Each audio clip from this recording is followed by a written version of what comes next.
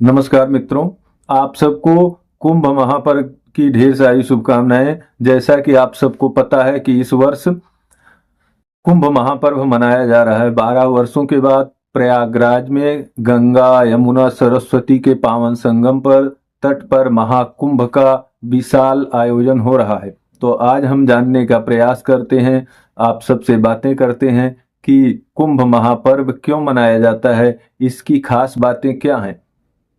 तो सबसे पहले जैसा कि आप नाम से इसको समझने का प्रयास करें कि कुंभ कुंभ का मतलब होता है एक घड़ा, और कुंभ महापर्व तो कुंभ क्या है, जो घड़ा है उसका घड़े से इसका नाम क्यों रिलेट किया जाता है, तो इसके विषय में जाने। ये बड़ी ही वैज्ञानिक चीजें हैं।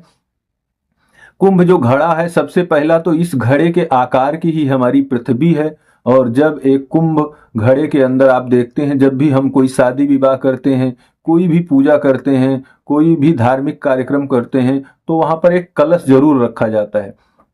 वो कलश क्या होता है? वह कलश उस पृथ्वी का प्रतीक माना जाता है। उस कलश के अंदर ही सभी देवताओं की आराधना की जाती है, पूजा की जाती है। और इसका एक श्लोक भी आता है कि कलशस्य मुखे विष्णु कंठे रुद्र समाश्रिता मूले त्वशिशितो मध्ये मात्रगणा स्मृता कुक्षौ तु सागरा सर्वे सर्व दीपा वसुंधरा ऋग्वेदो यजुर्वेदो सामवेदो हितर्मणा अंगैश्च सहिता सर्वे कलशम तु समाश्रिता। तो सभी के मतलब ब्रह्मा विष्णु महेश, सभी नदियां, सभी सागर, सभी को उस कलश के अंदर समाहित कर दिया जाता है। तो वो जो कलश है, वही वह कलश इस पृथ्वी माता का प्रतीक माना जाता है। इस पृथ्वी के अंदर जैसे जल हैं, बहुत से खनिज पदार्थ होते हैं, उसी तरह उस कलश के अंदर भी जल और अनेकों प्रकार की औषधियों और रत्नों को डाला जाता है, फिर उसकी पूजा की जाती है। लेकिन अब इस जो कुंभ महापर्व लग रहा है, तो मतलब हमारे कहने का ये है कि कुंभ जो है, जो कलश है, उसकी हमारी संस्कृति में बहुत महत्व है। हर जगह वह उस कुंभ की पूजा की जाती है और वह कुंभ मांगलिक चिन्हों में माना जाता है। अब उसी कुंभ से रिलेट करके जो कुंभ महापर्व का आयोजन हो रहा है, उसमें और क्या खास बातें, इसकी विषय में एक और पौराणिक कथा है कि जिस समय समुद्र का मंथन होता है और समुद्र मंथन, देवता दैत्य मिलकर समुद्र को मथते हैं और उससे रत्न निकलते हैं। तो 14 रत्न निकलते हैं और 14वां जो रत्न निकलता है, जिसके लिए समुद्र मंथन हो रहा था, वही वह अमृत का कलश है। उसी को कुंभ कहा जाता है, जिसको भगवान धनवंतरी उस अमृत कलश को लेकर प्रकट होते हैं। तो धनवंतरी का नाम आप सबने सुना, जो आयुर्वेद के सबसे बड़े ऋषि माने जाते हैं या आयुर्वेद के निर्माणकर्ता माने जाते हैं, जो आज भी आयुर्वेद हमारे यहाँ लाखों करोड़ों लोगों का जीवन बचाता है, जीवन दान देता है। तो उन्होंने एक आयुर्वेद की रचना कर दी, वही एक तरह से हम सब के लिए अमृत है।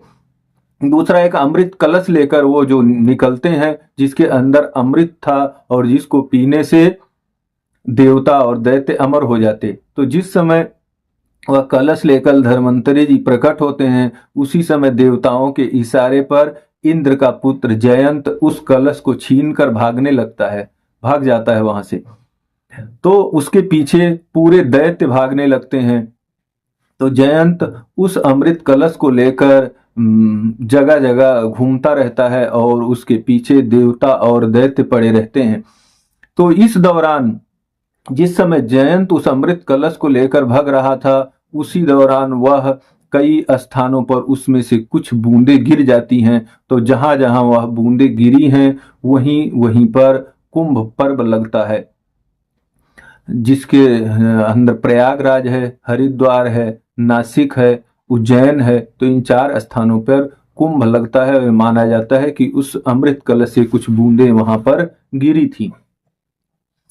तो उसके बाद 12 वर्षों तक देवताओं और दैत्यों का युद्ध चलता है और उसके बाद उस अमृत को भगवान स्वयं मोहिनी का अवतार धारण करके उसको बांट देते हैं। तो ये भी एक कुंभ जो महापर्व है, तो उस कलश और उस अमृत वर्षा को लेकर ये जो पौराणिक कथा है, यह भी कुंभ महापर्व का एक महत्वपूर्ण कारण है। तो इस बार प्रयागराज में भी उसी महाकुंभ का आयोजन हो रहा है। और ज्योतिष गणना के अनुसार जिस समय मकर राशि में सूर्य और चंद्रमा होते हैं और वृष राशि में बृहस्पति होते हैं, उस समय 12 वर्षों के बाद महाकुंभ का आयोजन होता है। तो इस बार जो 29 जनवरी को दूसरा प्रमुख शाही स्नान होगा, जिसको हम मौनी अमावस्या कहते हैं, तो उस मौनी अमावस्या के दिन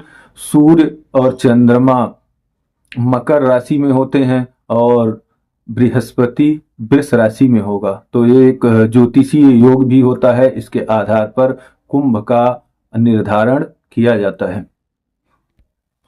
और इस कुंभ महापर्व की बहुत विशेषताएं हैं। शास्त्रों ने इसके बहुत ही वर्णन किया है कि माघ मास में जब कुंभ महापर्व लगता है, तो वहां पर स्नान करने से, वहां पर कल्पवास करने से अनेकों यज्ञों को करने के समान पुण्य फल की प्राप्ति होती है। लिखा है कि माघ मकर गत रवि जब होई, तीरथ पति आओ सब कोई। कि माघ मास में जब सूर्य मकर राशि में होता है, उस समय सभी तीर्थ प्रयागराज में आते हैं और देव दनुज किन्नर नर श्रेणी अर्थात देवता भी, सभी देवता भी आते हैं और दैत्य माने दनुज राक्षस भी आते हैं, किन्नर भी आते हैं और सभी नर श्रेणी माने नर इंसानों की जितनी भी श्रेणियां हैं, ऋषि मुनि महर्षि योग वेत्ता सभी आते हैं। और सादर मज्जहि सकल त्रिवेणी, और सादर माने आदर के साथ,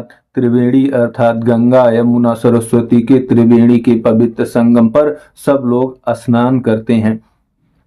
तो कुंभ महापर्व की बहुत विशेषताएं हैं और प्राचीन काल से हर्षवर्धन, राजा हर्षवर्धन के समय से इस कुंभ पर्व का विशेष आयोजन किया जाता है। और यह भी परंपरा है कि हमारे देश के अनेकों अखाड़े, अनेकों ऋषि, अनेकों साधु संत महापुरुष सब मकर महाकुंभ में और माघ स्नान के दौरान प्रयागराज में सब लोग एकत्रित होते हैं और वहां पर धर्म पर चर्चा होती है, समाज के कल्याण के लिए चर्चाएं होती हैं। तो आप सबको इस पावन पर्व की शुभकामनाएं और अवश्य ही आप सबको कुंभ महापर्व में जाने का प्रयास करना चाहिए। तो धन्यवाद, नमस्कार।